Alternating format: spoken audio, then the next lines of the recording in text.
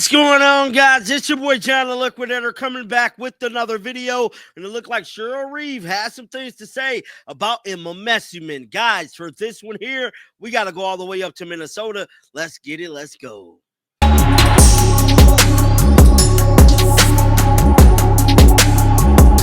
I'm here to tell you, Meesseman is set to join the New York Liberty very, very soon. And the way they've been playing, they need her in a major way. They have been looking completely horrendous. I just made a video about an hour ago pretty much summing up the New York Liberty stating that they had to have an emergency meeting after the Dallas Wings game last night because it was just ridiculous for them to lose to that Pacific team. But whatever the case is, they are the WNBA regaining champions, and as of right now, it don't look like they're going to be a back-to-back championship team.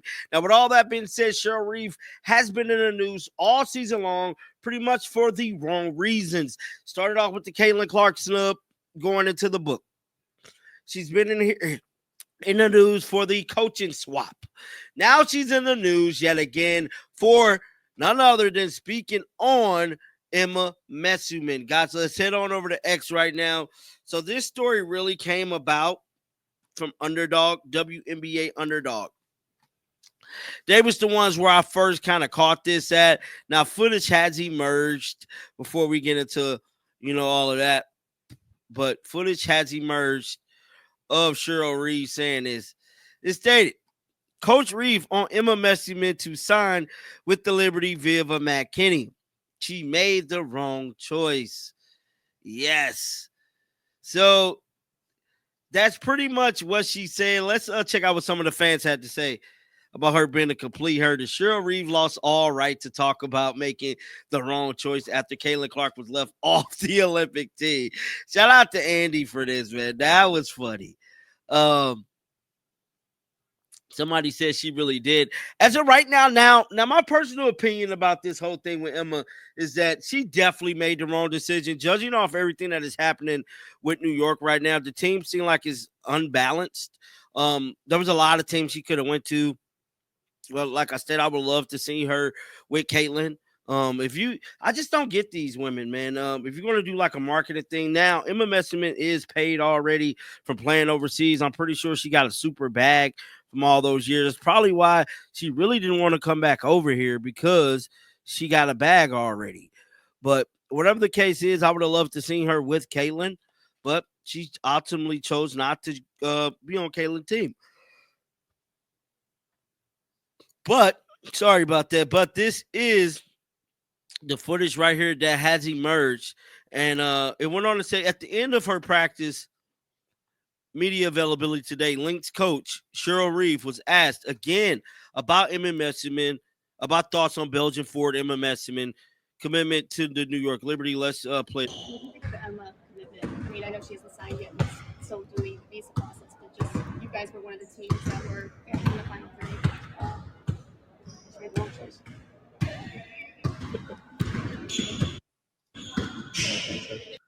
And like you can tell, she's still kind of salty. She kind of salty about that, man. A question for the players that are in those spaces. I'm just not usually in their space with that. Oh, so you said But I can comment on their abilities in singing. I can comment on that because we're in the front of the bus, and so when they do have the aux going in the back of the bus, I can comment on that. And we have some really, really talented players that can really. Do you care to share a name of someone who shines? I'd really rather share the ones that don't shine because they're the most. Oh obvious. yeah, then of course. And the one that could use the auto tuning, probably the most, would be Diamond Miller. I think she would take the cake. So on the notes though of that partnership, we were here last night at the event they had. It was to chat with some folks. We wanted to get your perspective on your level of excitement. Yeah. I mean, it's a very unique, first of its kind partnership with a Grammy Award-winning artist and Justin Vernon, and it's great music through the years that he's produced, and I think the alignment with him and his band and his team is really about us impacting the lives of women, and to have someone like Justin to be so intentional in how he can use his platform and partnering with us and seeing. Obviously, he loves the brand of basketball. He's always loved the Lynx, but seeing this way that we can, partner, like for example, partner with the Women's Foundation of Minnesota. A lot of whether it's sex trafficking, or shelters, or just gender equality issues. That you can have someone so prominent in a space that to use their voice and our voice together. I think it's an incredible partnership.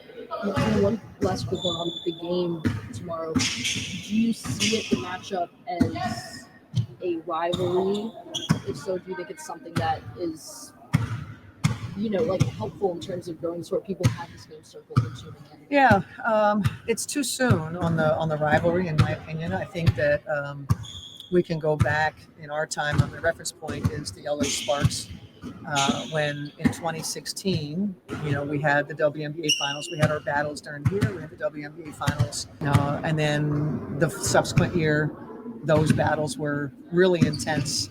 We had two teams that were undefeated. We play each other, incredible game, right? And so it built. And in 2017, we're in the finals again.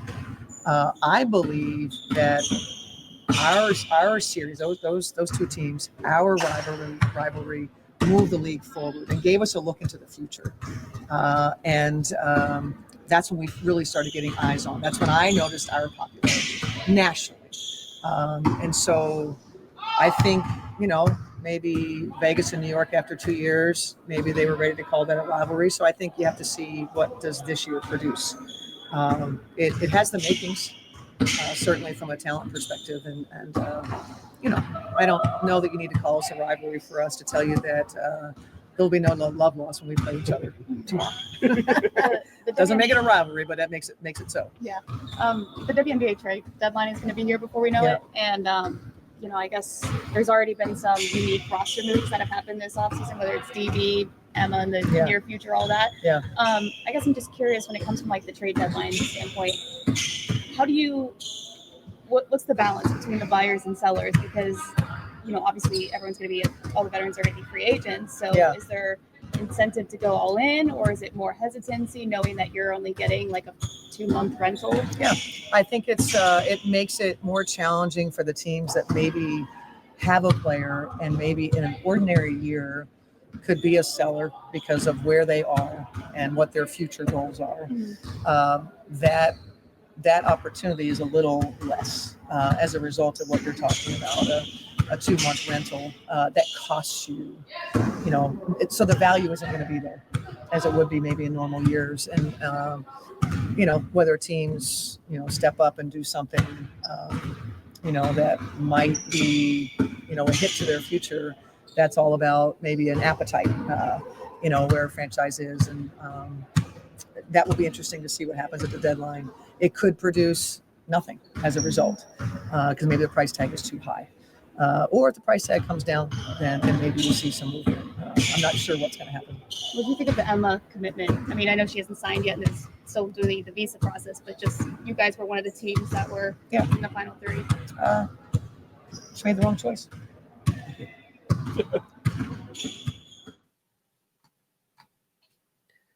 So that ultimately is what she had to say, man. I want to know you guys' thoughts down in the comment section right now. Keep them bells on. I'm coming right back with another one. You do not want to miss it. And like always, man, until next time, shake the haters off. I'm out of here, bro. Peace out.